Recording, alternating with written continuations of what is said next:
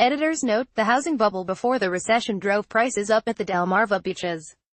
Then prices sank. It's been 9 years since the end of the recession. So have the beach communities recovered? In the series, Beach Real Estate Guide, WTOP's Colleen Kelleher brings you advice on buying, selling and renting at the Delaware and Maryland beaches. Delmarva beaches. The words normal or stable may sound bland, but for anyone looking to buy beach property in Delaware or Maryland, that's what you want to hear your real estate agent say 9 years after the end of the Great Recession. "I consider this to be a normal market," said real estate broker Allison Stein of the Allison Stein team at Long. Stein sells properties in Delaware, including in Bethany Beach and Rehoboth. Beach umbrellas dot the landscape of Bethany Beach on a sunny day. WTOP, Colleen Kelleher: at the moment we are up 15% in year-over-year pricing, which I keep saying is not an insignificant number. We're starting to see the inventory heading down and the prices heading up, said Stein as she reviews data in Long. Real estate agents in Ocean City, Maryland, agree with her assessment. "I would say the prices are probably around 2003-2004 prices because we had an abnormal price increase in the 2004 to 2007 era, and now prices are back probably where they should be," said Long. "Because there aren't lots of properties on the market, people are not able to be as choosy as they used to be," said Joe Wilson, an agent with Condominium Realty, Limited, in Ocean City. Stein said she expects the beach market will continue to tighten and prices will rise because the feeder markets, the markets from which new buyers come, like D.C. and Wilmington, Delaware, are seeing multiple offers on properties, and they are only on the market a few days. Making a 6- or 7-figure investment in a beach property requires a good bit of thought. WTOP interviewed real estate agents in Delaware and Maryland to get some tips on buying a vacation home at the beach. Agents outline a few things that are specific to coastal properties in Delmarva. 1. Know what you want in a property. Why are you buying a beach property? Is it to create family memories? Is it to relax and get away from the everyday stress of urban life? Is it as a future retirement home?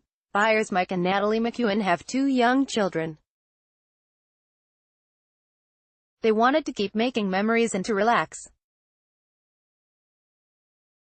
Mike McEwen said, "Quality of life, and having a stress-free way to come to the beach on weekends, during the summer and in the off-season, mattered as they searched for an Ocean City property last summer.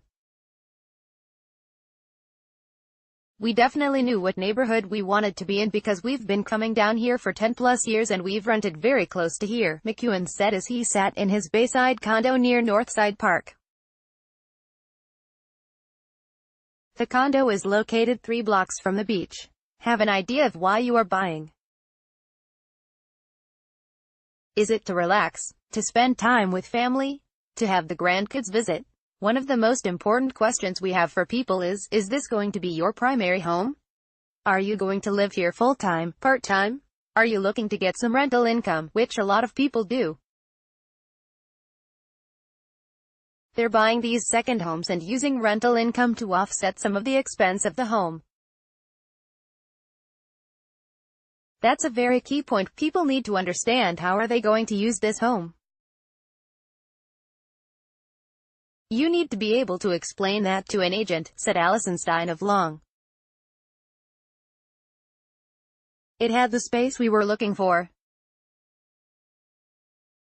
It had the perfect location for the fact we had young kids, McEwen said. You could literally park your car when you get down here and the furthest thing away that you need is 5 blocks away.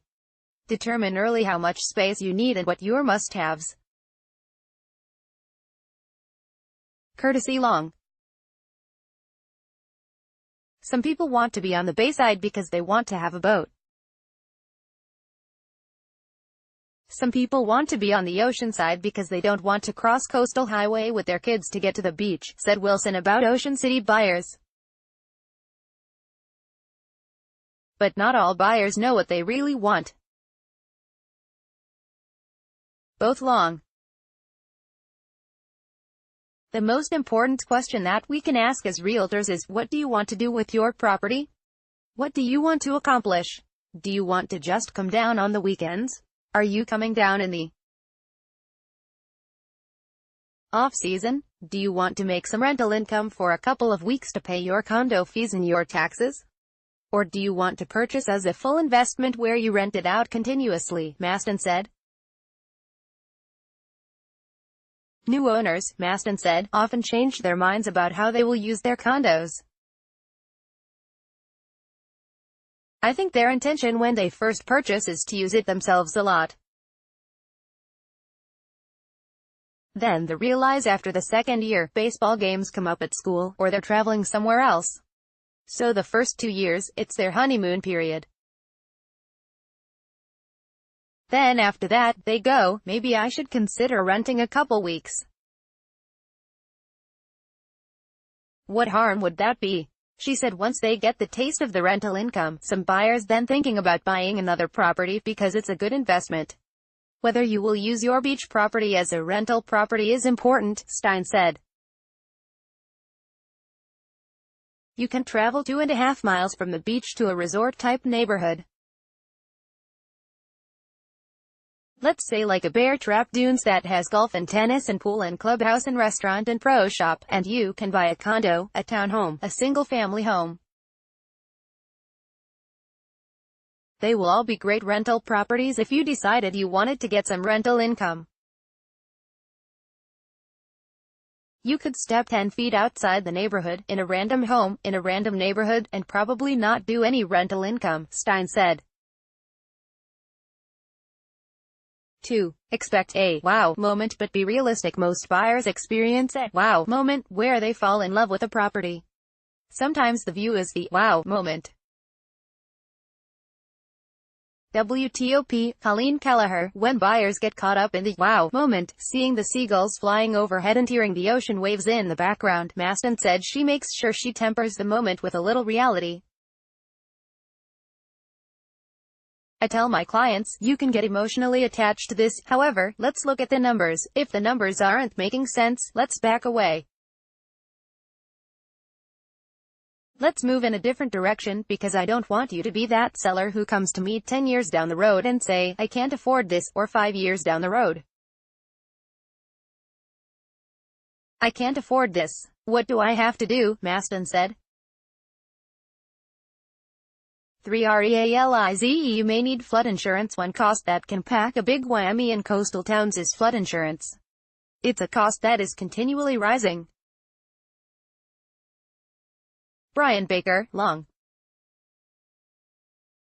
As of now, there is no contingency to allow someone to get out of a property contract simply because it's in a flood zone, Baker said. If somebody qualifies for financing and there are no other contract contingencies, they're kind of locked into the contract, regardless or not of whether they want flood insurance. Nor'easters can cause floods and a lot of property damage. WTOP, Colleen Kelleher. Baker cautions buyers to not make assumptions by using online mapping tools to determine a property's flood zone. The online data may be wrong and it could cost them money. The challenge is with high-risk flood zones. I have personally seen policies range anywhere from $500 a year to up to $7,000 or $8,000 a year. It just depends on the home, the replacement value, the age, obviously, the actual flood zone that it is in, Baker said. Older properties, Baker said, could see flood insurance costs rise 15 to 18% a year. If you do not have a mortgage, you are not compelled to purchase flood insurance, said real estate broker Stein, who also has investment in rental properties. You can buy it as an option, which I always did because I've seen floods. There's nor'easters. They're a little bit scarier than hurricanes. Flood insurance, for some 6- and 7-figure buyers in high-risk areas, may not be a big deal. For the most part, my clients who could afford the mortgages in those locations, they don't really care about the flood insurance. It's the cost of having an oceanfront home or a bayfront home, Stein said. 4. Plan to answer the same loan questions over and over. While the process of getting a loan hasn't changed much since the mortgage crisis, what has changed is the amount of documentation required. Expect to be asked a lot more questions about your financial wealth. Dewey Beach Mayor T.J. Riedeffer is a broker with Rehoboth Bay Realty. The process is painful, Riedeffer said, describing the undertaking involved with loan documentation. They literally want to know how many sheets of toilet paper you use in the morning. I am just teasing. No, they don't. But they do need to get to the bottom of how they can make sure you can afford this house today, where they didn't in the past. It is a more difficult process to go through, Riedeffer said. The documentation process is among the biggest complaints Stein gets about any transaction. The loan application itself hasn't changed much over the years, to me, Stein said. It's just the supporting documentation. They ask for your income. They verify your income. They verify your income one more time before you go to closing. They just seem to be asking for the same things over and over again. 5. Understand transfer taxes. While property taxes are lower in Delaware, buying property in the first state will cost you more at the outset.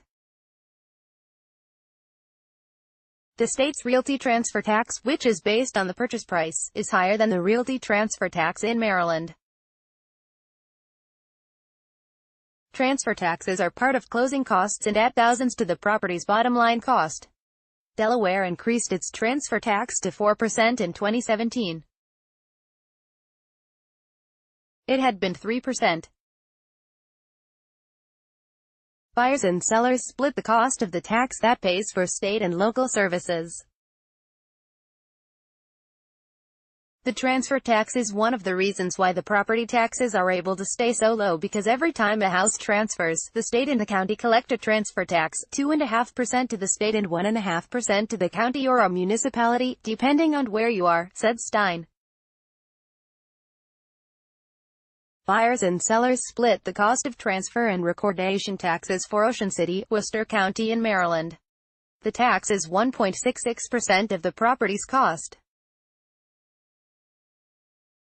Take a typical $300,000 home. If you were buying in Ocean City, you would be paying $2,500.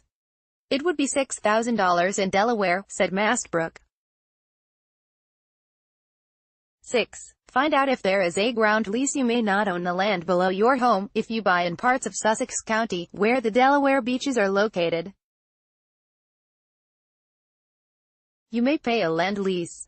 There are ground leases throughout the county, Stein said. Dewey Beach has ground leases in Rehoboth by the Sea. Sea Colony has ground leases.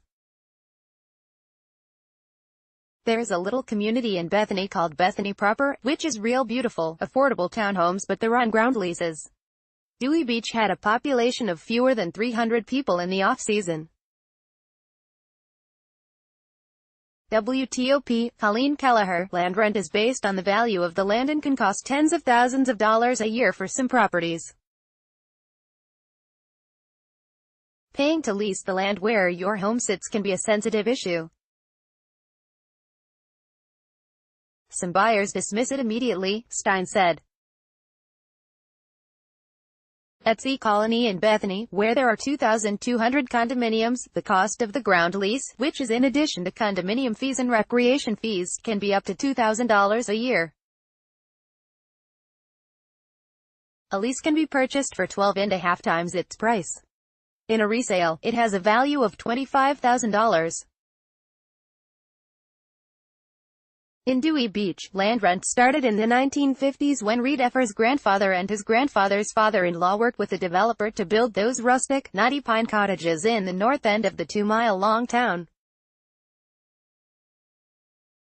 But for a buyer who can see beyond the emotional aspect of making a purchase, Reed Effer said it may be cheaper than the debt load on a huge mortgage or less expensive than taxes the buyer paid in other states. The perfect buyer in Dewey Beach is a $1 million buyer that went to Rehoboth and was very disappointed in what that would get them. 5 blocks back, kind of looks like a mobile home, but it's a modular home. That $1 million price range is going to be quite a distance from the beach, and they're disappointed, Reed Effer said. And they come to Dewey Beach, and they say, so I can have that whole cottage for $300,000 or $400,000. Yeah, you'll have land rent, and the land rent is substantial, but it is much cheaper than the debt load you would have had on a $1 million purchase in Rehoboth or Bethany or any of the other towns. For a lot of people, it's the most affordable way to get to the beach. 7.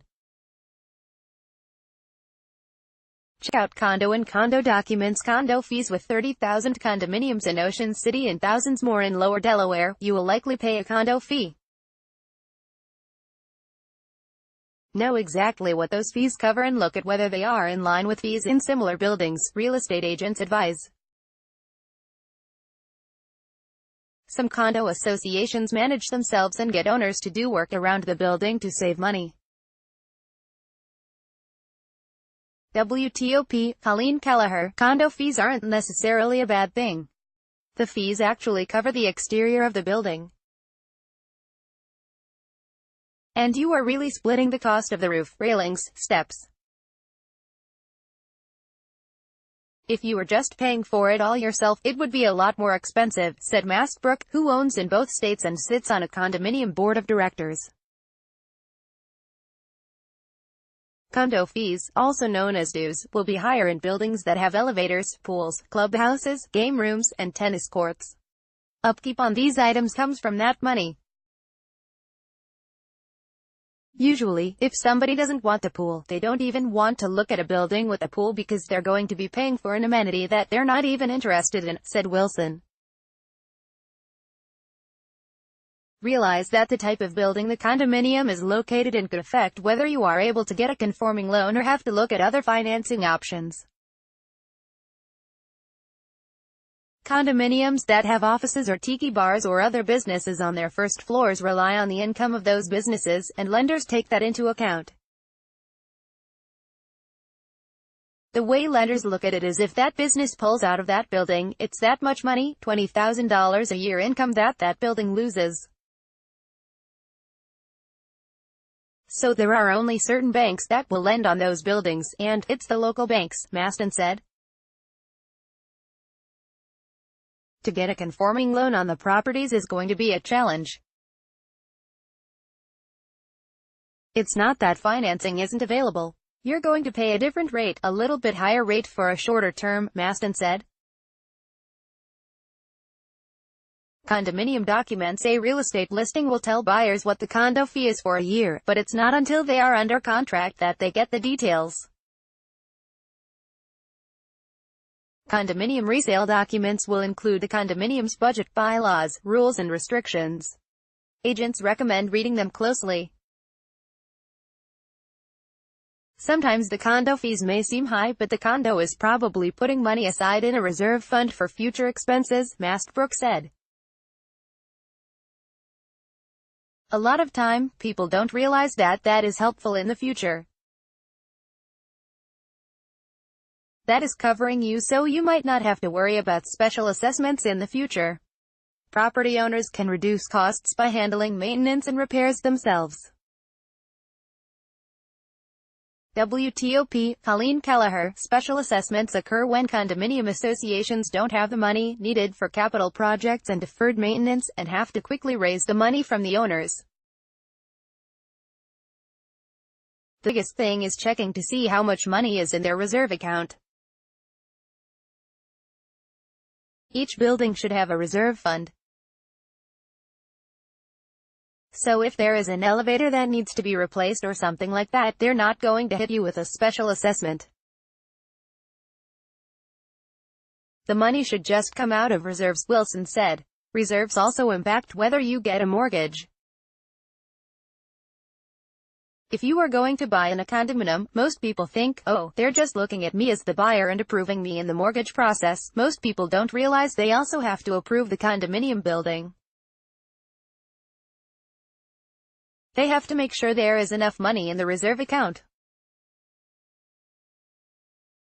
There's a lot of standards that revolve around approving the condominium building, in addition to the buyer, Wilson said.